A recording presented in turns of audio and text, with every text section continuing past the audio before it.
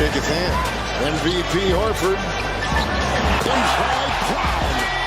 Brown was going to make sure he didn't get another one blocked by Embiid. Lift is not there for Harden as it was in game one. Brogdon with a three. He is absolutely been. This is Rafi Cruzon, and you are tuned in to Nothing But That Sports Talk. Get you in the game. Yeah, Boston, Blue, Philadelphia, Smithereens. Welcome to this episode of Nothing But That Sports Talk. I'm Rafi Cruzon, and joining me for the first time on the show is Ciara Monroe from MTMV Sports. We linked up at the WNBA Draft last month, and that was literally my first event that I've covered in person for the WNBA. And yeah, ever since then, we kind of connected. We put this interview together. Welcome to the show. Thank you for having me. It was great to meet you. You had a great vibe, and I'm glad you asked me to be here on your show. And, you know, your vibe is great, and I'm ready to talk, and you get to know me, and me get to know you. Exactly. Now, before we get to everything that happened in the NBA and in the preparation for the WNBA season, let's just start off with why you got into sports journalism in the first place. Well, I've always had a passion for basketball. And I was afraid because I always thought it was a predominantly male's world. And that was before I dived into it and realizing that there was so many women that actually talk about sports, that are in sports. And I love the legal field that I was in. You know, I have a bachelor's in science. I went to school for criminal justice. I love that aspect as well, but I have a passion for basketball. It makes me happy. Anytime that I'm mad, sad, hurt, I was going through a rough time in my life, and, you know, LeBron James, I seen a clip and he was the first person that I can say really was like, you know what, this is what I need to do. About 2 years ago is right before when COVID came, I was like, you know what, I need to do something with my passion. And that's when I was like, I'm gonna go back to school, get my master's. And when COVID came, I was like, I'm gonna start a podcast. And I started Sports Talk with C. And you know, I started just talking about the NBA. I started August 2020. I just started just seeing as a fan, you know, because I never played any sports a day in my life. And I just started as a fan, given the fan experience and what I seen and what I felt needed to be out there. And then I started to get into, you know, the WNBA. And then on Twitter, I found my MTMV family, and here we are almost 3 years in. And I absolutely love that I made that decision to take my craft seriously. And that's what it's all about. I mean, you got a lot. I mean, I see you got a lot going on. I mean, when I watched you ask those players and the commissioner of the WNBA questions, I was like, this girl knew what she's doing. Mm-hmm. I want to do it on a perspective of not take away what the basketball aspect is, but I want to ask them about like their feelings, you know, describing what they're feeling, you know, like I asked Haley, you know, I read that what her music was. And, you know, I know everyone wants to know about their game and all that time, but I want to know about their preparation, what they're feeling in that moment, describe it in one word. I want them to answer questions that's going to knock them off their feet or make them think about something, or questions that they're not expecting, because I want something that's going to be like, let me think about that, you know, and just, you know, steer away from basketball sometime, because I know a lot of media always have to ask about the basketball, the things that they didn't do or the things that could work on. And I just want to, in that moment, I don't want to have the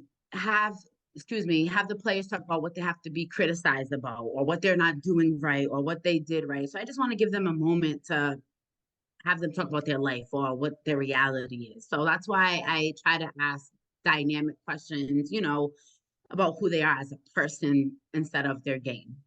Exactly. I mean, that's nothing wrong with that. Of course, well, I mean, it's not. I was told by Ron to ask a different question for what's already asked in the press conference, but you took that to a new level.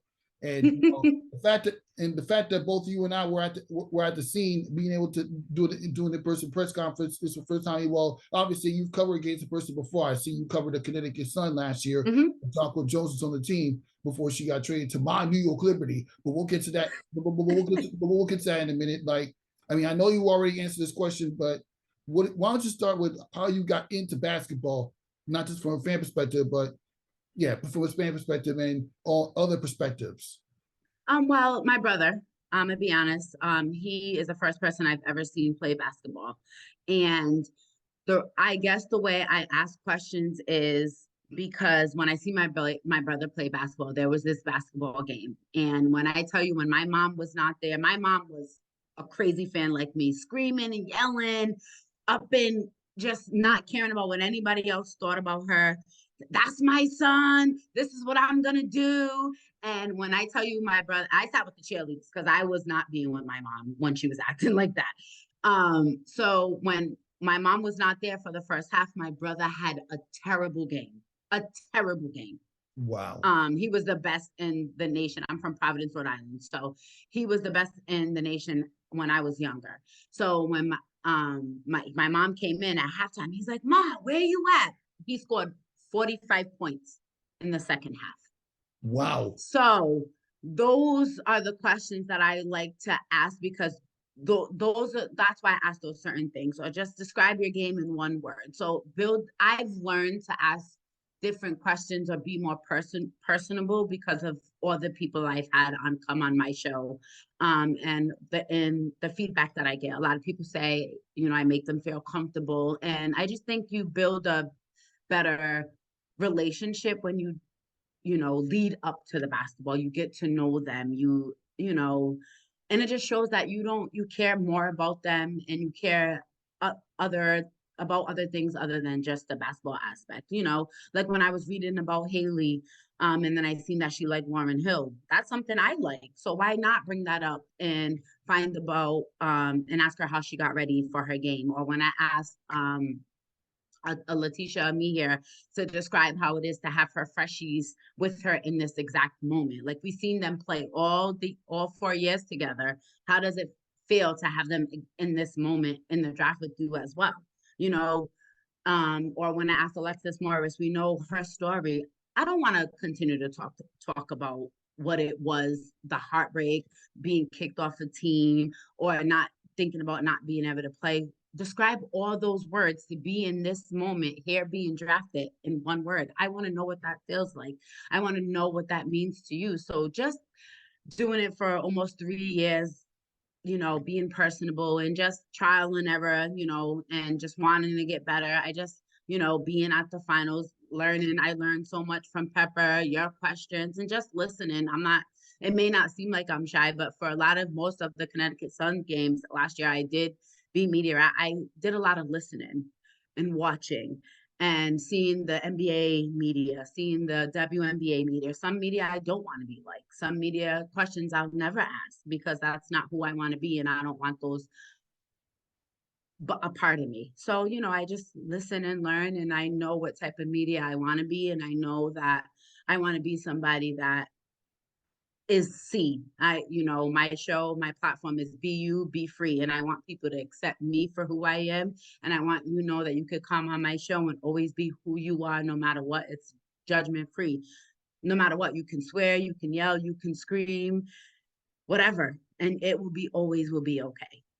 Exactly. And that's what it's all about. I mean, I know when I come on the press conferences with WNBA, since I started covering in the bubble, I always make sure I talk about the games itself. If I get a chance to talk about everything outside the world that the WNBA is involved, I do it. But I always make sure I talk about the games itself. But sometimes you just gotta be careful what you ask. I mean, I remember doing some in the 2021 WNBA Finals where I asked Diana Taurasi. I mean, it was after the loss in Game 3. I asked Diana Taurasi, your team scored a total of 50 points. So before I even complete my question, she shot at 50. I was like, oh my God. So that's where it comes in, where you learn. So that's why when I did the first year with the Connecticut Sun last year, I asked some questions, but I also just learned because I don't want to be that media that gets a bad rep before even knowing, because this is new to me. I'm not an athlete. I've never played the sport, and I'm still learning as I'm going, and I want to learn because I want to get better. I want to make sure everybody is comfortable with who I am. And I want to make sure when I'm asking questions, they know, oh, C's coming. We all know what type of questions C's about to ask. She's about to ask us about, like with Dejanay Carrington. I want to know like what makes her so spicy. Every time I feel like she's on the basketball court, she brings this level of intensity that changes the game all the time. So to me, when I'm watching as a fan. So it's like I always call it the fan experience because mostly that's really what I am. I'm truly a basketball fan, and it always brings me to my happy place. And those are the questions that I want you to see. Yes, I'm media. Yes, this is my job, but I'm really a fan. And I want you to know, like, this is a fan experience. I'm speaking to the thousands of fans out there that don't have a voice. Exactly. I mean, I remember I had a question. You mentioned DJ Carrington. I remember I had a question where I asked her about supported her teammate Gigi Richards while being a bench warmer for the New York Liberty game on a night where she wasn't playing. And that question, and she said it felt good. And that question went viral on YouTube. Right. Even though when I shared with people, the hiring managers for ESPN did not like the way it ended the question, but they get a sense of what I'm trying to ask her. Right. And then it's like, but you know what? It's like, that may not be the way you want to go, but this is the way we want to go. And I'm going to stick to what my platform was built on. And if it's not what you want, then I'm sorry, but I can't change who I am and I can't change what I'm about to fit your persona, because I'm C. Sports Talk with C is be free, be you, and you can be who you are. And that's what makes me and my platform, and that's why I love my team, because they never wanted me to change who I am. They never asked me to be anybody different. They never asked me to be like, well, you need to do this differently. You have to change the way you write. You have to change nothing. Like when I first came into this, I was like, nope, I want my own talk show on ESPN. This is what I wanted to do. I never even thought I was going to be in moments asking questions, writing articles, any of that. Like, shout out to my team because they pushed me to grow and want to do things different, because all I was set out was having a podcast, trying to get to ESPN. I never wanted to write articles. I never wanted to be media, but I was always at basketball games, and they just, breaking me out of my shell and, and just saying that, see, no question is bad. It may be okay for them because I'm just like them. I'm a girl with a bunch of tattoos. They may want to see me in the rooms with them. They're not used to media looking like them, because I go in media with my tattoos and my piercings and being me, and they may be just as comfortable with you than you realize that they're that comfortable. Yeah, exactly. Showing good character is more important than your appearance anytime. And again, you always making sure you ask good questions that makes the players excited to be interviewed by you. Which leads to this one question. I mean, I know you already answered. I apologize if you answered this already, but what is the best part of the basketball world and media from your perspective? Thus far, since my only journey has only been 2.5 years thus far, I can say growing. That has been the learning and growing. I did the WNBA finals. When the Connecticut Sun were playing the Aces? Yes. And I didn't ask a question. I'm gonna be honest. I was so shy, but I'm learning and growing. And now when I'm, have a chance to be there this upcoming season, I know that I can ask a question this year. I'm comfortable enough to ask the question this year. So it's the learning process, the growing process of being okay, that it's like realizing that, Ciara, you belong here. This is what you are meant to be. This is the room that you're meant to be in. This is what you were put on this earth doing, and realizing that was something that I was always so scared of, and not realizing that this is what you were meant to be, because I didn't look like the normal media person. So that took me a long time to really wrap my head around that, because I'm gonna be honest, I was so shy because I didn't look like the normal person, or because I wasn't an athlete. So with the help of my team and family and friends and my significant other, that I was, that this is where I belong. Like, you're good at what you do. You are a basketball fan. You know your basketball. Stick to it. So learning and growing and seeing all the other people embrace me and give me that encouragement and kind words, that's what keeps me going. So You know, one of my friends, one of my sis, Jennifer, she was on Zoom and she was like, you asked a great question. I love that. And then in the WNBA draft, it was like I kept going and going and going, and I wasn't shy. So that felt absolutely amazing. I was exhausted at the end of the night, but I felt so good after, and I just can't wait to continue to grow and continue to be in these rooms and finally get a full-time job doing it. And it's not just, you know, for fun anymore. I mean, it's always going to be fun because I absolutely love doing it, but it's actually a full-time job where I can do this, you know, and get paid for it. Exactly. And this is what it's all about. I mean, you have to do what you got to do in order to develop your own craft. I mean, I was just did an interview with this girl named Bianca Pierre, who recently got hired at MSG Networks. She does interview hosting for the Long Island Nets, and she's also a stage manager for the Brooklyn Nets. Wow. And when I asked her to be on the show, she told me she was shy. She was shy to be interviewed. She normally doesn't get interviewed by people all that often. Wow. But she agreed to do it anyway, and I'm grateful for that. So it's the easiest question. I mean, I know you already just said it, but the first time you was ever interviewed in your life as a sports professional, were you ever shy to get interviewed? Yes, I was very shy to get. And what is some advice for yourself to overcome it for anybody else that gets shy to be interviewed for any platform for the very first time? Just do it. You're not going to get over it until you do it. Honestly, I get nervous every single time. I was nervous even coming before here, 10 minutes before coming on your show. And every time I feel as though once you love something, you always get nervous. I get nervous before I do, even before when I do my own interviews, I always get nervous. And I think it's not a bad nervous. I think it's a good nervous because we love it so much, you know? And it's a craft that we love and we want to talk about, and you want people to, you know, see that you love it. You want to make sure that your passion comes out when you're talking about what you want to do. So it's a good nervous, and just go for it. If I could give anybody some advice about going into an interview, I would say just go for it, because you know what you're good at, you know what you're going to do. Just go for it. Let them nerves go, because as soon as that record button hit, it was a wrap. No, all the nerves went out the window. That's just like at the WNBA draft. As soon as the players got on the stage and they said, you know, second row to the left, it goes out the window. Or when that buzzer goes off, that's it. Yeah, but when you listen to my questions, for what you saw when I interviewed those players in the WNBA draft, and that was the first time I covered it in person. I had to spend the first no way cover the WNBA draft in person. I did cover it virtually the previous 2 seasons before that, but that was my first time covering the WNBA draft in person, and that spring steals environment was just amazing. Amazing, and you could not tell that that was your first time.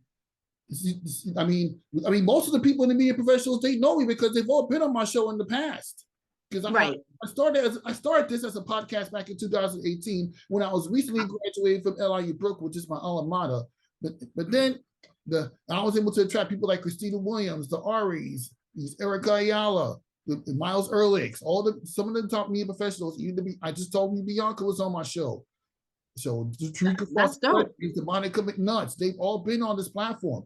I started. That's beautiful. 2020, I started even playing some teams of the New York Liberty, the Aces, the Storm, the Phoenix Mercury, almost all the teams. Like seriously, you give so much. When I hear you, just look back at my Instagram page, you'll see all the interviews I've done. I see you like some of my interviews already, so just continue to show us some love. Of course, because when I hear your questions, and it's just when I seen you, I was like, oh, he's so good at what he does. And I honestly, sitting behind you, I would have never known that was your first time in person, you know, being in that type of environment. Never. Yeah, you would not know. You're very professional. You speak very well. You're not nervous. I know my first question, I was very nervous. I get very tongue-tied when I'm full of excitement and very nervous. So I'm trying to still work on those techniques of trying to just relax and calm down before I get my question asked. But I'm getting there, you know. That's why, you know, I'm trying to just be at any events now. I'm going to be on the media list for Connecticut Sun. I'm going to start doing them year round now and just not the game. So I'm just, learning and growing and continue to put my name out there and knock on all the doors I can and continue to, put women's sports out there and just continue to ride this wave. Exactly. But where are you originally born? Where you currently reside at right now? The reason why I'm asking, because I know you had to be close to Connecticut Sun Arena in North. Yes. I'm from Rhode Island, so it's 40 minutes away from Connecticut. Oh, you're from Rhode Island? And how do you manage to travel all the way? Why don't you tell me your backstory about traveling, getting to the WNBA Draft and preparing for it? So when I asked, Jennifer, my sis, I've met her from my team. She came on my show and she's like, try to get on the WNBA media list. And I was like, yeah, I'm going to try to do that. So she gave me the name. I sent the email and asked him, hey, can I get on the WNBA media list? I applied for the WNBA draft and I got the okay. And I said, you know what?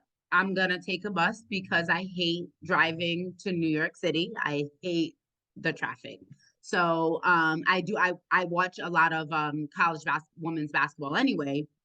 So that morning I got up nice and early, took the bus there, but I already knew, like, I was just reading articles about different players that was, invited to the draft. I already loved Haley Jones. I love my South Carolina girls anyway.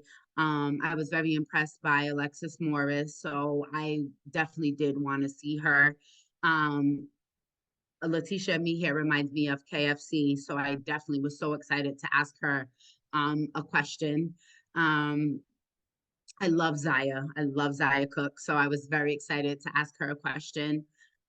So preparing wasn't, I just read and asked questions. What I wanted to do was ask more of personal questions to know that I do read about them, that this wasn't something like, oh, their skills and what can they bring to the game and the next level. I didn't want them to think about that right this moment, because this was a moment to be happy. This was a moment to live that dream, because I know the turnaround is so fast to go from the draft night down to training camp. The turnaround is so fast. So I wanted to live in that moment for a second. So those were the base of my questions and why I asked those questions.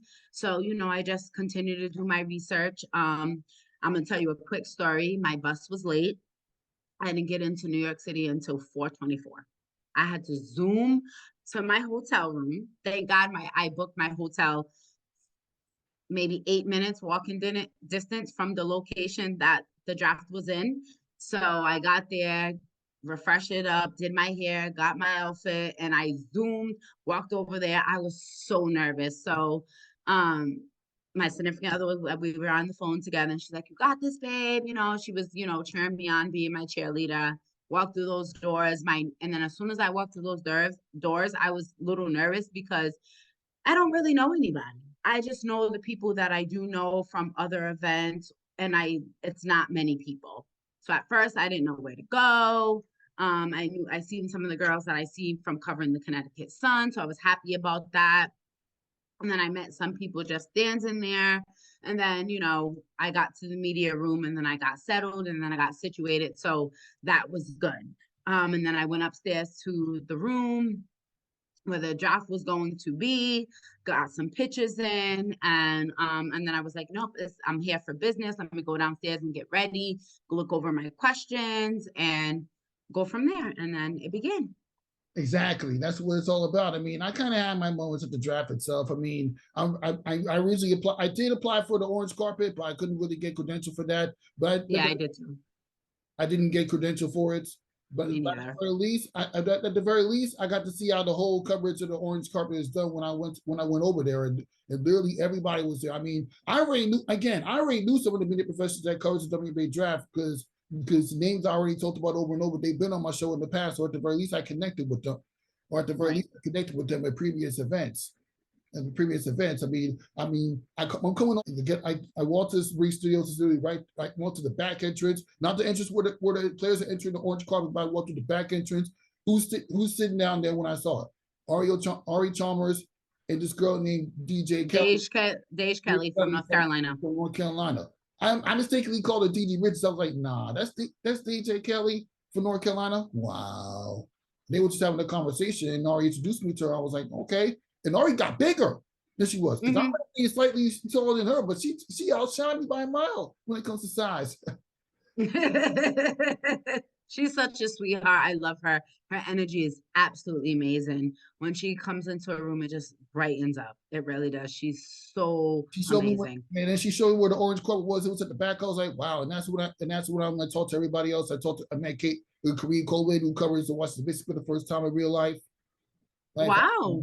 Most of them, they met me in real life before, and a few of them I'm just starting to meet them real life. I saw, man, Autumn Johnson, who covered a couple in the Dreams game a few years ago as a play-by-play commentator. She covers the 2K League. I met her for the first time in person.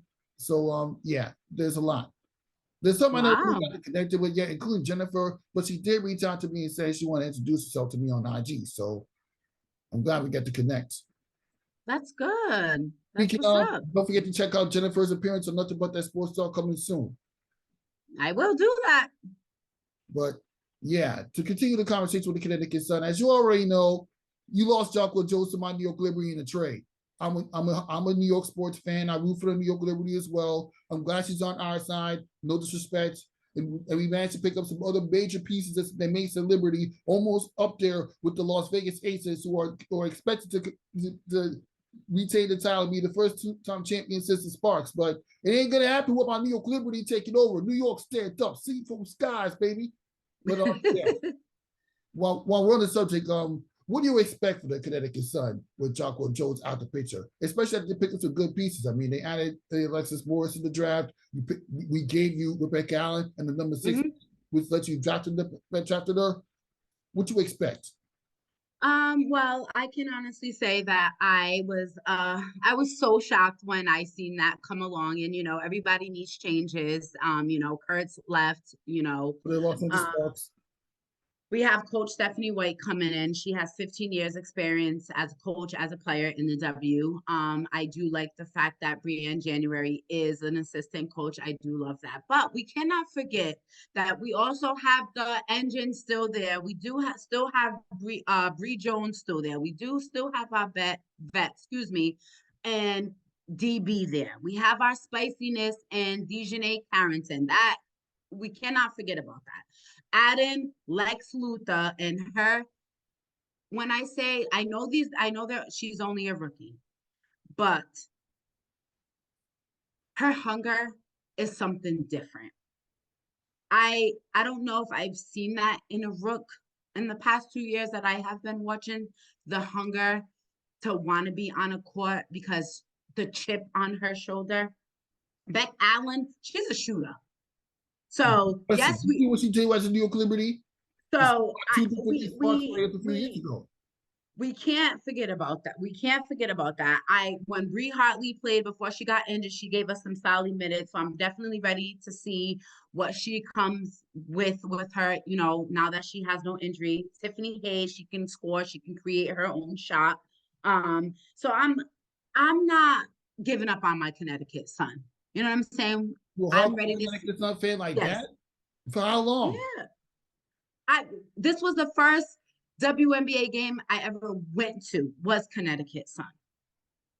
So remember I told you I really just started coming to be into the WNBA, like only, I knew about the WNBA, all about, the Houston Comets, that juggernaut over there.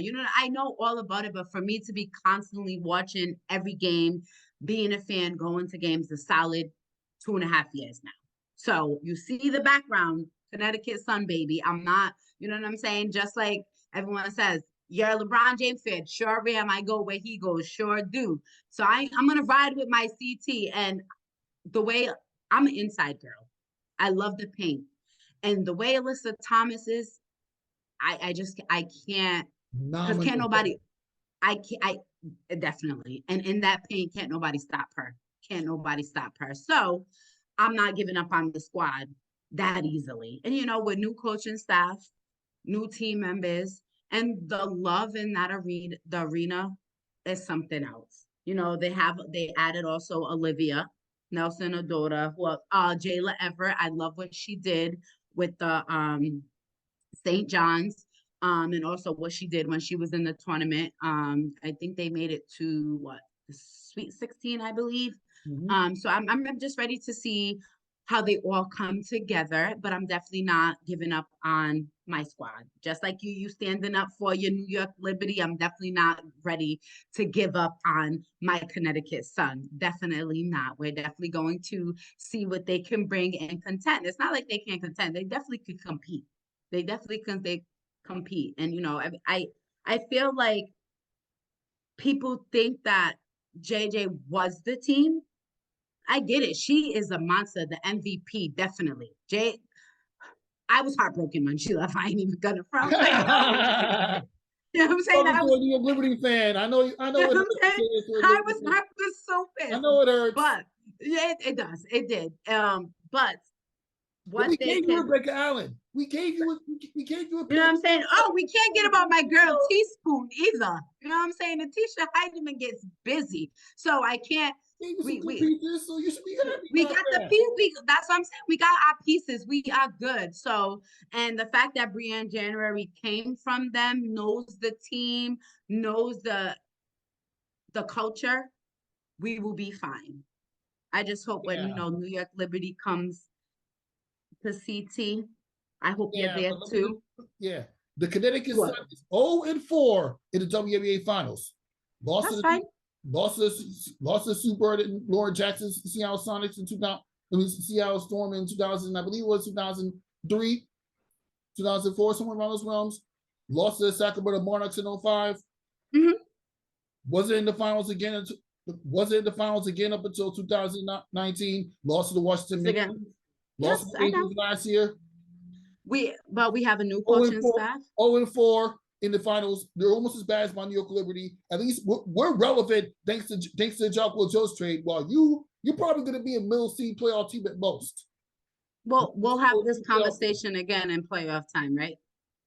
Oh yeah. You come back to my show around that time. Okay. One question. Any WNBA team you think is going to be a threat to the Aces and the New York Liberty? I mean, besides the New York Liberty, do you think there's any threat to the Las Vegas Aces in them retaining the WNBA championship in 2023? Them two teams done made it so crazy. The Aces and the Liberty, man. But if I was gonna being a fan, and the pieces they added would be the Dallas Wings. And the reason I say that is because with the ads of Ashley Jones, Maddie Seacrest, and Abby Myers, with the, and Lou Shannon, I can't say her last name. I suck at names, from UConn. Arike, I'm not going to say her last name because I don't want to mess up her last name. Natasha Howard. I want to see more from Charlie. Satu Sabal. I can't say her last name either. Veronica Burton. Thank you. I think there would be the most team for me that can give them the run for their money is the Dallas Wings. I'm not even surprised. You saw how phenomenal Rika Kubawawi was back in the tournament like 4 or 5 years ago when they won it all. Well, thanks to 2 buzzer beaters by Rika Kubawawi, I was like, man, she's one of my favorite players at W. And when that All-Star that game, was it last year? Yeah, it was also 2020. It was 2021 All-Star. Before the Olympics started. And Maddie Seacrest out, and then she did. And Maddie Seacrest is a bucket. Maddie Seacrest is a bucket. Oh my God. I've had her.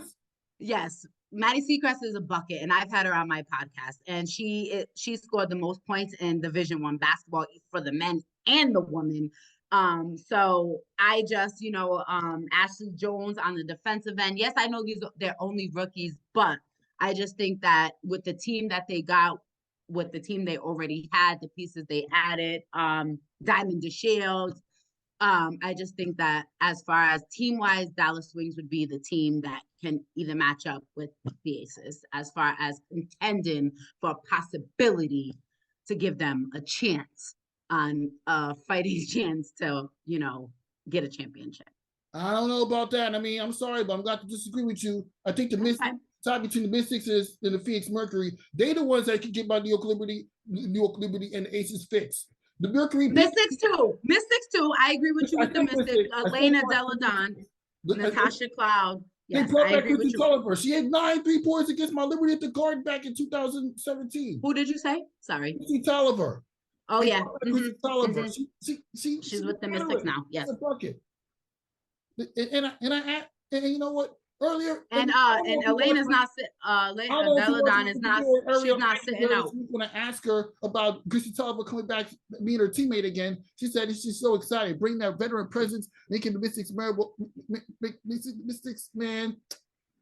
You can't get past the Western Mystics. And well, the Phoenix Mercury, they only played like last year because Brittany Griner. We know the situation happened with Brittany Griner in Russia.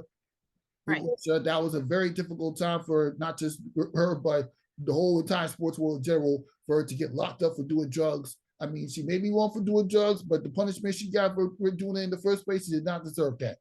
Let's just get out the way. But you know you're going to be relevant when you have Diana Taurasi on your team. Of course, all the time.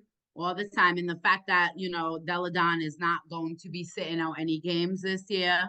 I love Shakira Austin, and she's only gotten better from playing overseas for the Mystics. So, I mean, everyone, when the trades happened, everyone was saying no one can beat them. No one's going to match up with them. But, there's teams out there that at the end of the day, I always say any team can be beat. Any team can be beat, no matter who you have, what you have, any team can be beat. It's just all about closing out a game. Okay, we're going to take it back to, this Game 7 series that just happened with the Kings and the Warriors. You know what I'm saying? This young team took the Warriors to Game 7, and it took Stephen Curry a 50-piece to close out the game. So that's what I'm saying. Come on now. But that's why I'm saying any team can be beat, but it takes the great to close it out. So, but I'm just ready, and I'm excited to see our women's league growing. I'm excited to have BG back home and to see our league, I should say, complete because she is here, if that makes sense to you, as far as everyone's home and we have everybody here and playing and having active members. I'm honestly ready to see the Sparks play with their new coaching staff, and what type of fighting chance they're gonna give this year, because I'm just I like the Sparks. I love Coach Kurt Miller. I love how he approaches the game. I'm not even gonna lie. And also, and Brittany Sykes, she's over at Mystics now, right? I believe so. Yes. And I love, she's on the Mystics now, and I love her defensive game. So I'm just ready to see all the teams in the W play. I wish there was more teams because we have so many talented women out there that are not playing. But I'm just ready, and I'm ready to see my rooks, all of them, play. And what you mentioned rooks, like which WNBA rookie do you think will shine the most in 2023? Or to put it in a different perspective, who's your rookie of the year, or early rookie of the year? Because for me, it's Aliyah Boston. This is so hard because I have so many favorite rookies. It's Aliyah Boston. It's not that hard to debate. You saw what she did for South Carolina. I know what she did for South Carolina. Yes, I mean, Haley Jones, I guess. It's gonna be between Aaliyah and Haley for me. Yeah, I guess. I mean, I don't know if I want to put Haley Jones. I mean, I've seen her play during Stanford, but yeah, it's good. Yeah, she's not at the same level as Aliyah Boston. No. A while back, but this the WNBA is a whole different beast. So yeah, and I'm definitely ready to see that. Maybe the reason I'm so excited to see Haley is because she's going to be playing against Howard. Howard? Yeah, so that's what I'm really excited to see. Excuse me. But I'm just ready for the season to begin. Yeah. I'm so tired of waiting. 2 weeks away. That's all. I know. 2 weeks away. And you know what? Um, Let's just transition to the NBA real quick. And before we get to everything, get to the game that happened last night, I just saw some breaking news that happened that Mike Budenholzer got fired for the Milwaukee Bucks after they caught the smoke from Jimmy Butler in the first round. I knew that was going to happen. What are your thoughts? I knew that was going to happen once he didn't call a timeout in that last game. Yeah, I don't know what that's all about. I mean, the Bucks did not during that last possession. They couldn't stop Jimmy Butler from getting that game-tying layup before overtime. And then what they were trying to do? Like, just call so time. Once he didn't call that timeout, I knew that wasn't. I knew, and maybe with the whole situation, I get what you were trying to set up, but you took too much time to do it. Too much time. And I just knew that I understand what he was going through, but at the same time, like, it's the playoffs. Like, and prayers to you and your family. But sometimes teams need different coaches. Sometimes teams need a different view. And Mike's vision is just not it anymore for the Bucks. Yeah, even though it did work in 2021, the last few years, it really has not. It has not. It just has not. For the pieces that you had, I don't understand why you did not play Jay Crowder at all. I don't understand that. I don't know why you signed him if you were not going to play him, especially those games that Giannis was out. I mean, I know he's not going to make up for what Giannis does. I understand that, but he is a good defender. He's going to be one of those pests that can, interrupt someone's offense on Miami. Miami's not a team that's stacked full of all-stars and greats. They have a bunch of players. But they got Jimmy Butler. He blasted them with 50, he blasted them with he blasted them up to smithereens. Playoff Jimmy. 5. Yeah, I mean, playoff Jimmy is totally different. But I mean, I wasn't expecting that series to go that way. Trust me, I had the Bucks coming out the East this year. So, I said it on my live show on Mondays. I had the Bucks coming out this year. So that was wrong, clearly. But yeah, sometimes teams need, but once he didn't call that timeout, me and the guys texted, we said he's out. Because that timeout too. That timeout could have saved that game. So, and so we'll see. My only concern is the way what Giannis said after the post game. And remember earlier in the show we talked about asking the right questions from certain players. There's one question that I'm kind of iffy about. I mean, the failure question. I never want to be that type of media. But just ask Giannis Antetokounmpo, do you ever consider the season a failure? And his reaction was, the season's not a failure. There's steps to success. He mentioned the Michael Jordan steps to success. He mentioned the Bucks championship drought from 71 to 2021. He mentioned a lot of things when he asked a reporter. He reminded that you asked these questions last year. So what are your overall thoughts on the post-game press conference with Giannis Antetokounmpo? For one, I think he did a great job holding in his frustration. And I love that he didn't disrespect and come out of his own character, But I feel like sometimes media gets a little, forget that these players are human. And that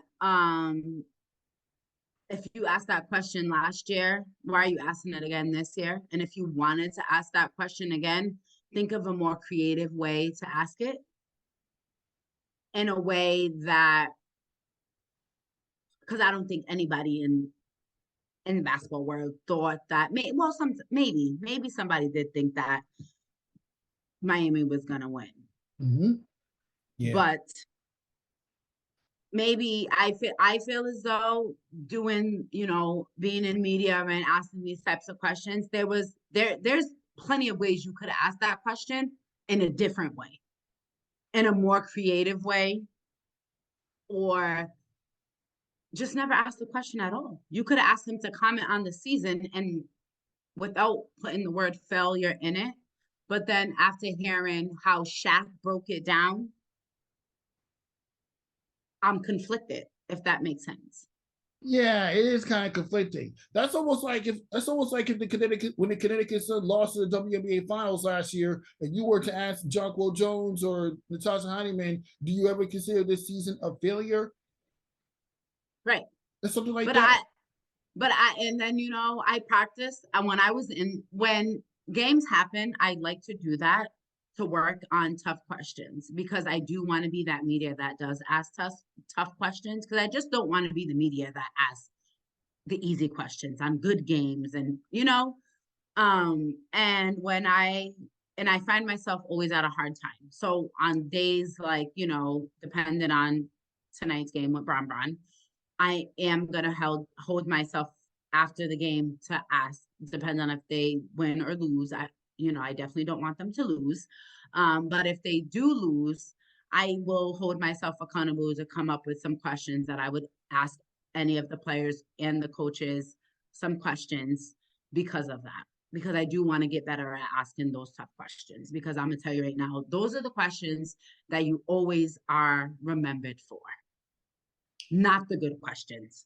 You're always remembered for the bad questions. So I just want to come up with creative ways to ask the bad questions where you're not assaulting them. Like failure, but the way Shaq broke it down, I felt like, okay, then maybe it wasn't a bad question. Because as an athlete, you either succeed or you fail. Yeah. So so it's like I want to do it in a creative way, because that's what makes Sports Talk with C, asking questions in creative ways. So that's what I'm going to start doing throughout these NBA playoffs, asking the tough questions after each game, writing them down, and figuring out ways to, work on my craft, even though I'm not there. Exactly. And that's what it's all about. Now, you mentioned you work for MTMV Sports. Like, why don't you talk a little bit about what it's like working for MTMV Sports from the beginning to the present? When I first, like I had earlier, shout out to the head honcho, Rick. He found me on Twitter. I never really used Twitter that much, and I just started to promote my own podcast on Twitter, and just started to put it out there and promote my episodes. Then he inboxed me and asked me if I wanted to be on his network. And at first, I was scared because it's a Christian network, and I don't go to church, and I thought I was going to be judged, and I didn't know. And at first, I was a little standoffish about it, but they have been great. And they, at first I was just putting on my episodes. They would help me promote it. Then he asked me to be on a live show, and I didn't know anything about being on a live show. I didn't do my episodes on Zoom. I didn't record anything. I just record on my Anchor app and put my episodes out there. So then he said, see, you have a great personality. Why don't you record your episodes? I was like, what do you mean? He's like, on Zoom, so people could see your personality. That will get you more people to stop following you, so they could also see your passion that you have, not just hear your passion. So I said, okay. So I started to do Zoom. Then he noticed my cousin, she plays basketball. She's graduated. She played basketball for Providence College, women's basketball. He said I was always there. He said, why don't you break down the game since you're always there and record it? Give yourself, snippets of how you break down the game and put it on your platform so people can see what you're doing. I was like, I'm not doing that. I don't want to do that. I'm too busy enjoying the game. It's my cousin, so I'm trying to enjoy it. He was like, just give it a try. So I was like, all right, I'll give it a try. So then he's like, request for media credentials. So I was like, so my first media credential game was Boston College against NC State. I was so nervous. Wow. I didn't know what to do. I was so nervous because I never did it. This was my first, I only did podcasting. I never did anything where it was media, where there was going to be cameras, where I had to ask anybody a question. Never did any of that. I never did any of that. Even when I had an NFL cheerleader on my show. I interviewed Kelly Gibson. I did Cheryl Swoop's son. And I was never like any of that. I got nervous for that, but to be in person, like on camera is different, you know, but to be in person, I was so nervous, but there was like ask questions. So I was just like, all right, I'm gonna just ask a question. So I just asked the question, and that's when Taylor Soule, who